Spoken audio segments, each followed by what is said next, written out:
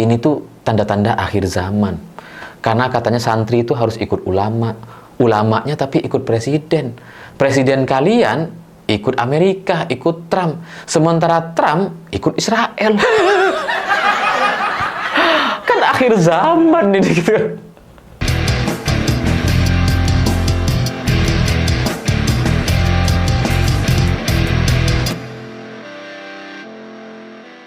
Selamat malam semuanya. Hari ini yang membara nampaknya bukan cuma Iran dan Israel, tapi juga grup-grup WhatsApp masyarakat NU.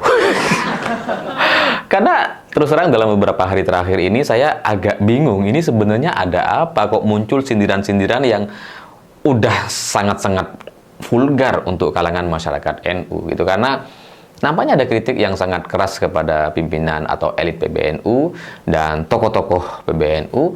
Dan setelah saya coba cari tahu, ternyata ini kesimpulan saya, ini mungkin ada kaitannya dengan pernyataan Gus Yahya ketika buka bersama dengan Presiden. Karena sempat juga membahas soal BOP, Board of Peace, dan Gus Yahya meminta agar Indonesia memanfaatkan Board of Peace untuk mendamaikan Amerika Israel dengan Iran. Jadi ya Gus Yahya bilang apapun yang sudah ada di tangan ini mari kita gunakan. Ya terus terang saya nggak ada masalah dengan Gus Yahya, saya nggak kenal secara pribadi dengan Gus Yahya, saya hormat dengan Gus Yahya, tapi mohon maaf pernyataannya terkait BOP ini emang lucu gitu. Jadi wajar kalau kemudian masyarakat NU di beberapa grup WhatsApp yang saya ikuti itu kayak banyak sekali sindiran-sindiran soal ini, Board of Peace ini. Ya karena saya baca gitu ya, ada komentar, apa yang ada di tangan kita itu mari kita gunakan katanya. Tapi gimana kalau yang ada di tangan kita ini ternyata sampah gitu, atau upil misalkan, gimana cara kita menggunakannya? Kenapa nggak dibuang gitu ya? Dan ya ada yang lebih keras lagi lah, misalkan gitu ya, gimana kalau yang ada di tangan kita ini kotoran? Wah itu udah saya gunakan bahasa yang lebih bisa diterima. Apakah kotoran ini tetap kita bawa pulang gitu? Apakah upil ini tetap kita bisa bawa pulang ke rumah dan manfaatkan entah untuk apa? Kenapa nggak dibuang aja gitu? Jadi ya banyak orang yang mempertanyakan pernyataan Gus Yahya karena sama sekali tidak bisa diterima, tidak sesuai dengan logika berpikir dasar manusia atau masyarakat NU yang hari ini melihat dengan sangat jelas sekali bahwa biang kerok dari perang ini ya Amerika dan Israel. Itu kan semua orang tahu gitu. Jadi bagaimana ceritanya Indonesia dalam Board of Peace yang dipimpin sama Amerika dan anggotanya adalah Israel, itu kemudian berharap agar perang bisa segera dihentikan dan didamaikan dengan BOP. Padahal ketuanya ini yang biang keroknya, ini sampahnya ini. Trump itu ibarat upil ya, upilnya gitu. Harus kita buang gitu. Ya kalau seandainya ngerudal Trump itu bisa dianggap sebagai ibadah, ya harus kita rudal misalkan. Gitu. Nggak ada cara lain gitu. Tapi kalau mau dipertahankan, terus kemudian mau kita manfaatkan, kita gunakan, ya kayak upil tadi. Mau diapain? Mau dipasang lagi ya nggak enak. Jadi, sesuatu yang sudah jelas disaksikan oleh banyak orang, termasuk oleh warga NU, bahwa Amerika dan Israel itu menyerang Iran, gitu ya, itu seharusnya bisa dipahami sebagai sebuah kenyataan dasar sehingga tidak ada pernyataan-pernyataan yang aneh-aneh begini. Kalau masalahnya Amerika dan Israel, mana bisa kita kemudian tetap baik dengan mereka gitu kan? Kan sudah banyak hadis-hadis dan dalil-dalilnya gitu. Gus Yahya lebih banyak lah referensi dalil-dalil soal penjahat, orang-orang yang tidak layak dijadikan teman dan sebagainya. Itu kan ya nggak perlu diajari lagi, lawang Gus kok gitu ya. Dan ya ini saya cuma kutip dari grup-grup yang saya ikuti. Dan kemudian ada juga pernyataan Gus Yahya yang saya baca di media, jangan ada yang walaupun kelihatannya lemah, lalu sesuatu yang sebetulnya bisa kita gunakan lalu kita buang. Enggak begitu caranya gitu. Jadi seolah-olah nih Gus Yahya tuh tetap berharap kita tetap dengan Amerika dan Israel, tetap bersama Board of Peace, tetap nggak keluar gitu. Sekalipun Amerika tuh kayak sampah, kayak upil, kayak kotoran, kita tetap harus pertahankan. Tetap harus kita gunakan, bukan dibuang. Ya nggak tahu mau digunakan sebagai apa. Tapi kalau dari kontrak yang sudah ditandatangani bersama di Board of Peace, Indonesia kan wajib membayar 17 triliun, mengirimkan 8.000 pasukan dengan target 20.000 pasukan karena Indonesia menjadi wakil ketua BOP. Istilahnya seperti itu. Gitu. Jadi kalau kita tetap berada di sana, tetap Gus Yahya merasa bahwa kita tidak usah meninggalkan, tetap kita gunakan dan sebagainya. Artinya kan kita tetap perlu bayar dan kirim prajurit TNI ke sana yang jumlahnya 20.000 orang itu. Pertanyaannya kemudian, ketika 20.000 orang ini dikirim, para prajurit TNI yang terbaik kita itu dikirim ke sana, kira-kira mereka akan membela Iran, membela Palestina, ataukah membela Amerika dan Israel? Logikanya yang anggota Board of Peace Amerika sama Israel. Iya kan? Dan kita itu anggota Board of Peace gitu. Jadi kalau kita kirim pasukan ke sana, artinya kita membela Amerika dan Israel untuk melawan ya Gaza, Iran, Palestina. Itu yang mau kita lawan gitu. Apakah ini yang disebut apa yang ada di tangan kita tuh harus kita gunakan? Dan ada satu pernyataan Gus Yahya yang ini jadi olok-olok luar biasa. Sampai teman-teman saya yang bukan Gus ya gitu ya. Kalau yang Gus sih enggak gitu ya. Ya yang santri-santri NU yang bukan Gus gitu. Ini saya perhatikan. Itu mereka udah kalau ibaratnya ketawa itu udah ngakak luar biasa ya. Jarang-jarang mereka santri-santri NU ngakak-ngakak menertawakan ini ya, menertawakan guru atau ulamanya gitu. Tapi ya gimana? Karena Gus Yahya bilang gini. Kalau kita butuh menggali lubang, tapi nggak ada sekop, punyanya sendok, maka kita gali pakai sendok itu. Kira-kira begitu. Ini lucu gitu ya. Saya nggak mau bilang ini bodoh, nggak. Bagi saya ini lucu gitu. Kalau kita mau gali lubang katanya, ya saya nggak tahu lubangnya apa gitu ya. Tapi kalau ibaratnya misalkan ini lubang sumur gitu ya.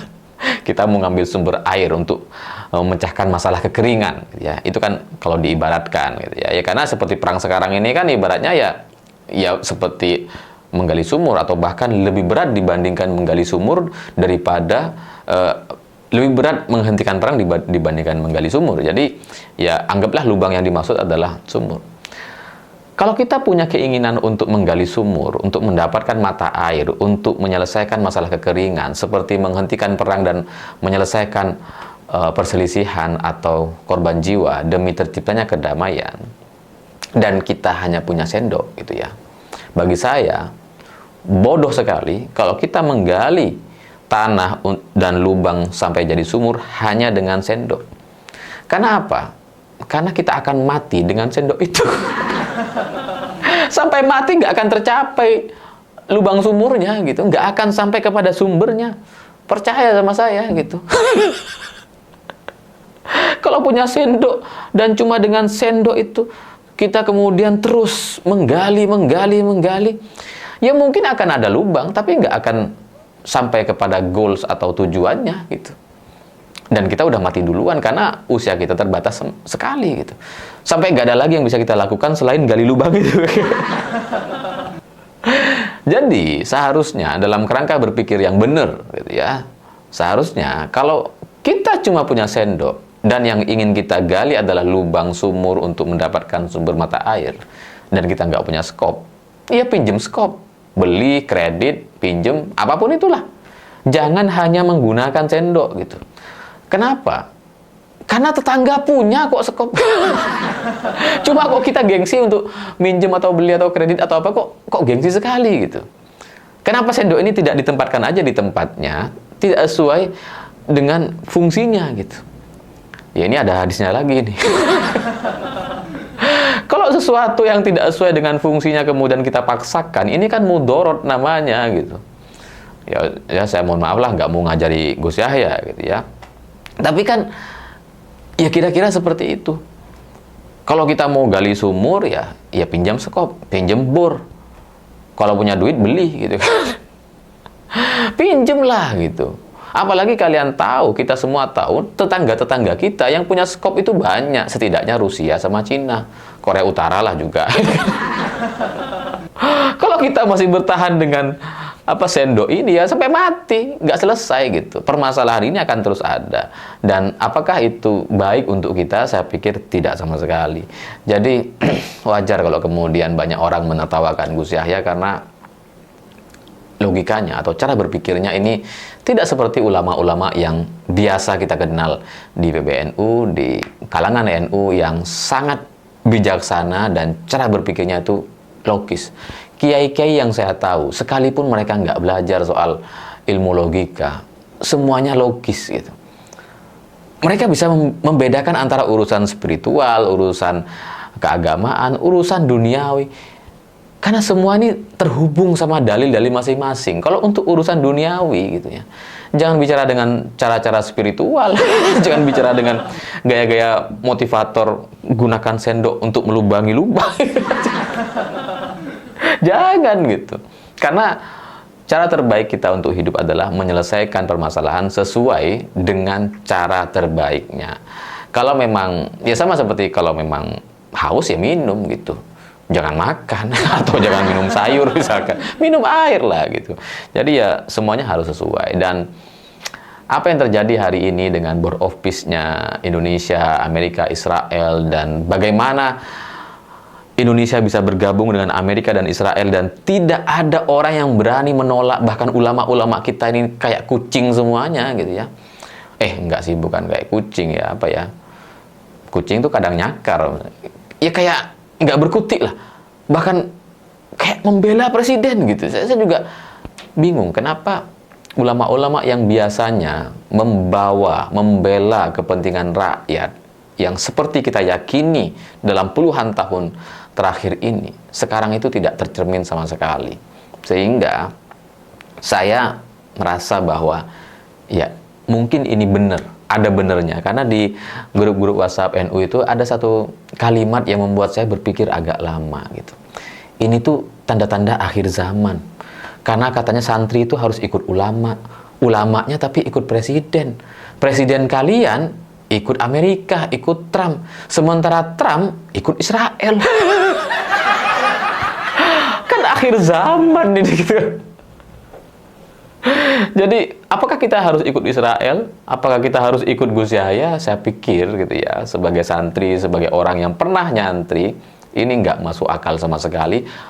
Beruntungnya, alhamdulillahnya, kiai-kiai saya, kiai asli saya yang mengajari saya, dalam pantauan saya tidak ada satupun yang sepakat dengan itu. Tidak ada satupun yang membela Amerika dan Israel, dan itu alhamdulillah sekali. Tapi masyarakat NU, warga NU, ya silahkan kalian pikir sendiri.